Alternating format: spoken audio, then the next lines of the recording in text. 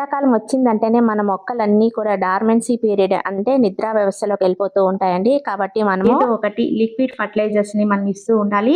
అది బియ్యం కడిగిన నీళ్ళైనా కావచ్చు, కందిపప్పు కడిగిన నీళ్ళైనా కావచ్చు, అలాగే బనానాతో చేసిన ఫర్టిలైజర్స్. సో ఈ శీతాకాలంలో చలి ఎక్కువైపోతా ఉంటుంది. ఈ చలికి మంచు కూడా ఎక్కువైపోతా ఉంటుంది కదండి. ఫంగస్ అనేది వచ్చేస్తూ ఉంటుంది అనమాట. సో ఆ ఫంగస్ నుంచి మన మొక్కల్ని ఎలా సేవ్ చేసుకోవాలి అనేది వాళ్ళ వీడియో.